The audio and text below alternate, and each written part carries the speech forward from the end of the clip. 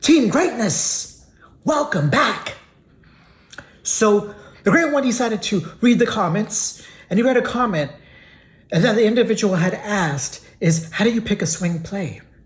Or if you are in a swing play, how do you hold on to the play that you might take your profits a little too early? Or how do you secure your profits? Or what do you do when you have a swing position? How do you look for a swing position? All right, so we'll kind of get into that. We'll kind of dive into that, right? Because that's a very important question. It's a very important topic to discuss. So when you're picking your stock, right, the very first thing that you want to do is find out if your stock is in what? Support or resistance area, right? Is it in a supply area or is it in a demand area? So if you do not know what support, resistance, or supply or demand is, then we have to have another conversation for another video to explain the differences between support and resistance along with supply and demand, right? They're two different things, right? So we'll talk about that on another video.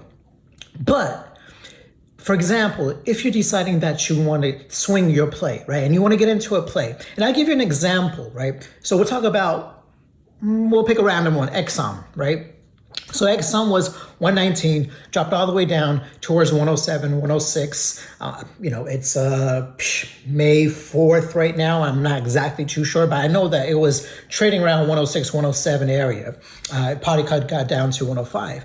So now when you're looking for your swing position, the very first thing that you want to do is first and foremost, find out if your play, so for example, Exxon, is in a strong demand area. We're not looking for a support area. We're looking for a demand area, right? This is where institutions or big money will come in and buy up that, that stock, right? So when you look at Exxon and you're like, okay, well, hey, you know what? It's around 106 right now. Do I want to go long yet? Right? So you got to look at the chart. You zoom out, right? So you zoom out the chart and then you can see that, hey, well, you know what? This could potentially go down to 105. So if it goes down to 105 and it holds pretty well, then there's a possibility that it can go back up to 107, 110, 115, and so forth, right? So what you want to do is, say, for example, you say, okay, I want to go long, right? And you want to grab your call position because you're expecting that there's going to be a rebound. So there's two ways to do this, right? So the very, very first thing that you want to do is, are you going to go in the money or are you going to go at the money, right? That means that if you're going to get into a call, are you going to go with a 105 call? Are you going with a 106 call? Are you going with an out the money position? So are you going with the out the money call as a 110 call, 115 call, and so forth? So when you decide this, you want to make sure that you give yourself ample time, right? So if it was me, if it was the great one would think about, okay, I like Exxon. I personally do. And if I feel that 105 has a very strong support, which I still feel that personally, it can go down a little bit more, probably see 104. And if that fails, then we can probably see in the low 100s, like 101 in that area, even in the 90s. So if I was to go long right now, right, and I'm looking at how far do I want to go out?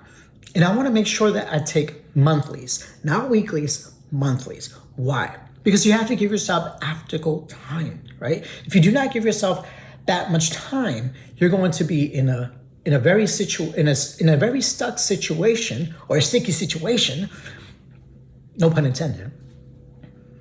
So you're going to be in a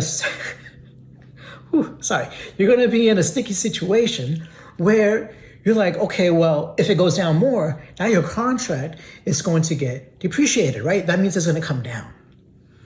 So if you give yourself that ample time, so if you're giving yourself 3 months, 4 months out, now you got that wiggle room to be like, okay, well, I still have so much time for this stock to get to this price, okay? So if I'm picking out the Exxon calls and I'm saying to myself, I don't want to go in the money, right? Because why? Because it could still drop a little bit more. But I feel like this is a comfortable area. So I'm going to go to July, August, or September. Now I'll probably grab a 110 or a 115 call. Mind you, it's about 106, 107, or whatever it's at right now. But why am I going to go out the money? So on the out the money position, that does not mean that I want to make sure that I'm waiting for that particular stock to get to that price. No, no, chocolate muffin pie. No, that's not how you do it, right? So what it is that you have an idea that, hey, this price can come back to 110. So if I get a 115 call, hypothetically, if I get a 115 call for a few months out, the moment that it hits 110, I'm out of that position. Okay, I'm out of that position with profits as long as that happens a month or whatever prior to my expiration. Right? So now I'm in my 115 calls. Now, the question is, are you grabbing one contract, two contracts, or multiple contracts, right? That is where it gets very juicy. And understanding that, okay, well, how do I take my profits? And what do I do afterwards, right? Because a lot of traders, what happens is that they get into a call or a put position, they make 100%, and two things can happen. Either one, they don't sell because they feel like it's gonna go even more, and then they hold on to that play a lot longer, and then all of a sudden, now the play is down to 20%, and sometimes even goes red, right? And you're like, oh, what do I do, right? Another thing is that sometimes you take your profit, right? It hit 100%, you took your profits, you were like, all right, this is great, and then you see it going up 200%, 300%, 400%, 500%, and you're like, I wish I would have held. But you didn't know that the market is going to do that. You didn't know that your stock was going to do that, right? And so this is how you have to, or this is how the great one decides to play a certain positions or certain swing positions, right? So Exxon, perfect example, right? So at 119, the great one decides to buy puts, and he didn't go in the money. No, pumpkin pie, no. The great one said, okay, we're gonna go with that out the money. We're gonna go with the lotto put because 9 times out of 10, whenever Exxon decides to hit this all-time high, it drops the next day or the following day, right? And it drops about $3 to $5. So the great one decides, okay, you know what? He's gonna go with a lotto position. So he grabbed a 110 put for May 12th, okay? Mind you, this was a few days ago in the week of May 5th. So the great one bought the put, right? He bought it for like $20. It was just one contract. The next morning, it hit 100%. So the great one decides, okay, either because the great one couldn't watch the market all day long. So that's another thing that you need to understand is if you cannot watch the market all day long, what do you do? What do you do? So I took the profit, right? The great one takes a profit, takes 100%, and says, okay, he's going to use a portion of that profit and grab another put, but this time a weekly put. So he grabs a 110 put again, but for this expiration week, right? The following day, it drops. It drops again. Now the new 110 puts are up 100%. Take profits. I took profits. The great one took profits. Why? Why did the great one take profits? Because he couldn't watch all day long.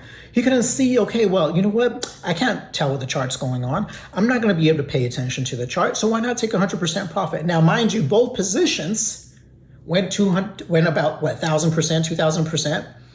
They're over like $200 per contract. Insane. Getting it for $20 is at $200. It is what it is, but I could not predict that was going to happen.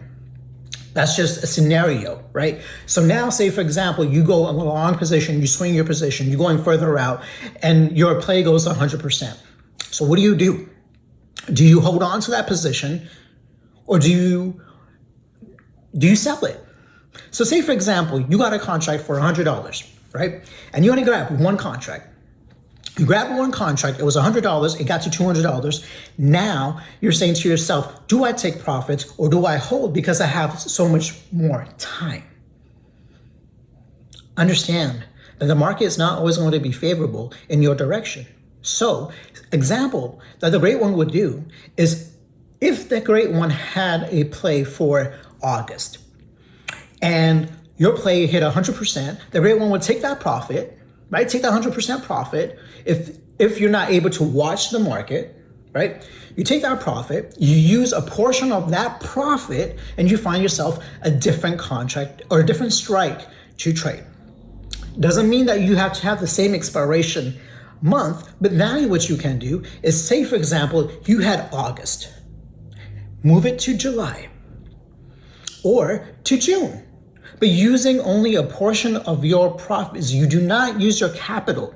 You're using your profits to stay in the play. Now, the worst case scenario is that you might lose 20, 40%, but you're only losing your profits that you gained, not your capital. Because you still want to be in the play because you feel that, hey, Exxon could still hit 115, it's at 110, it could still hit 115. You go for it then. If your belief is that, yes, this can still go higher, then use your profits that you've made and use that, not your capital. So example, like I said, is you go out to August or September, whatever works for you. If you're going to go with an in the money play, you want to give yourself a month to 2 months. If you're going to go with yourself an out the money position, you want to give yourself at least 3 to 4 months out. That's what the great one does, right? So we go 3 to 4 months out.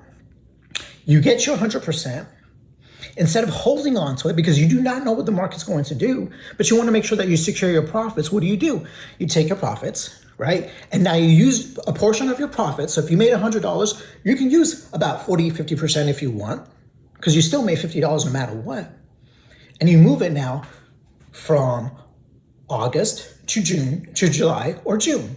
You do not go for the same month, May. You go to June or July, right? If you got it for August, or if it's for September, you move it to August or July. And you give yourself some time so that way, if it does get to 115, guess what? You make it 100% or more, right? So now you're playing at 110.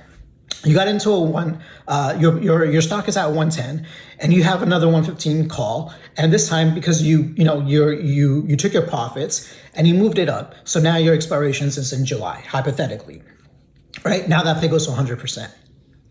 So you went from $50, and now your play is at $100. Same concept. You take your profits. You take your 100% profits if you only have one contract. You take your profits and you do the same thing. Now you use a portion of that profits and use that for a different strike and a different day. It's all it is. It's all it is. Because the concept is that you want to play with profits, but you're not playing with 100% of your profits. Now, if you have multiple contracts, so say, for example, you had 2 contracts or 4 contracts or 6 contracts, whatever case being the scenario, you sell.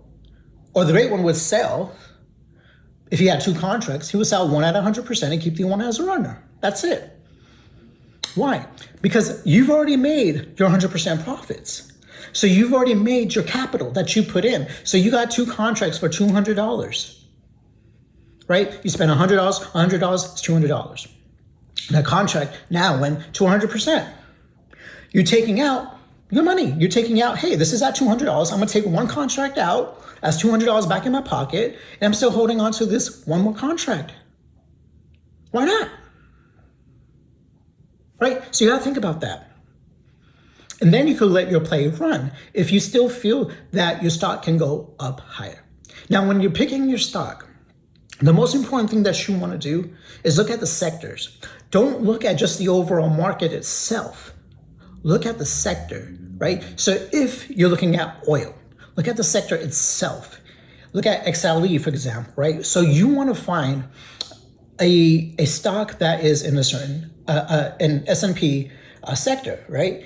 And you have to understand that, hey, is this sector at a support level, resistance level, supply level, or a demand level? Because you do not just look at the stock individually and state that, okay, well, hey, I'm going to get into this position or this play. Why? Because I know the stock. But you have to look at the sector itself. So whenever you're picking your play, whenever you're picking your options play, whether it's a call or a put position, you want to make sure that you look at the sector to see how the sector overall is performing, because sectors will rotate in and out. Okay, so understanding that, hey, at one point, the energy sector will be up. Utilities might be down, vice versa, right? And so understanding that, hey, well, you know what? Even in a bear market or a bull market, whatever market that it is in, you have to pay attention to what your sector is at and how it's doing. That's the best advice that the great one can give you. Now, I hope that answers your question. I really do. Because when people swing the positions, they have a hard time of understanding about how to take profits or, how to look for a play, right? So you always want to make sure that first and foremost, the most important thing is to make sure that your play or your option play that you're choosing has volume, not open interest, volume. Because if you do not have volume, so hypothetically, there's a 115 call for September, and the 115 call only has a volume of 20. Do you go for that? No. Why? Because the volume is so light. That means that A, not many people are interested in your position or in that position, and B, it's going to be a lot more difficult to get out of that play if there's no demand for it. So whenever you have a high amount of volume, 1,000 volume or 500 volume, that means that it's going to be a lot easier for you to get out of your position, right? You do not want to be in a volume where there's only 5, 4, 3. It's going to be the most difficult time for you to get out of that position, right? So just make sure you understand that. Now, the great one has a real serious question. This is the most serious question that the great one's ever going to ask you. This is it. Serious question. Team Greatness. If you're not part of Team Greatness, you jabroni, Rudy Poo, candy asses, get your ass out. No, I'm joking. You don't need to do that. Anyways, the great one has a real serious question for you. So when you wake up, and you're going to have your breakfast, right? You brush your teeth, XY. You're about to have your breakfast, right? Real question. The most serious question that I'm ever going to ask you, the great one's ever going to ask you is this. When you're picking your breakfast and you have your cereal and you have your milk and you're about to eat your breakfast, you have your milk, you have your cereal, you get your bowl out. Which one out of this and this do you pour in the bowl first? Do you pour your cereal first? Or do you pour your milk first? Serious question. Serious question. Why? Is that a serious question? Because everybody does it differently. Always different. So the great one does this. The great one takes his bowl.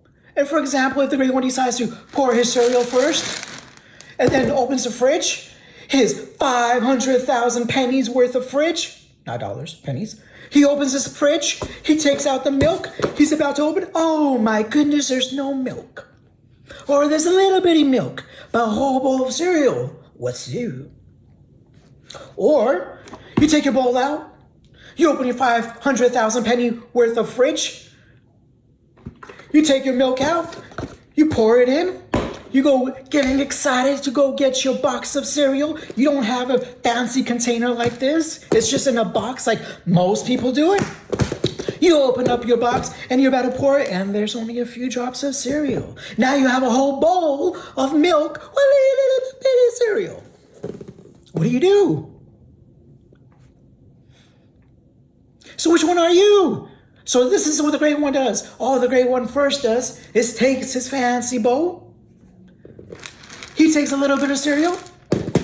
He goes in the fridge. He opens the door. He says, okay, we got some milk. He pours some milk in, pours a little bit more cereal, pours a little bit more milk, and on the way. Now, if you have enough of both, say for example, you pour your cereal in first, and then you pour your you pour your milk. And now, you didn't know how much milk you had in your cereal. And your cereal spills. It overflows. What are you going to do? You got to clean up your mess. Or you put your milk in first. And you didn't measure it. And then you decide to put your cereal in. And as you're pushing it down, it comes back out. It's a serious question, people. So the great one does a little bit of both. But never does the great one put the milk in first. No. But I know some of you might. Or I know some of you might. But it doesn't matter if you do or you don't. The great one wants to just know, what do you do? It's a serious question. I'm not going to answer it. The great one's not going to answer it. Team Bring It isn't. Team Bring It? Wait a minute. It's Team Greatness. Get the rock out of your mind. Team Greatness isn't going to answer it. Team Greatness got to ask the questions first. Anyways, milk or cereal? Which one do you pour first?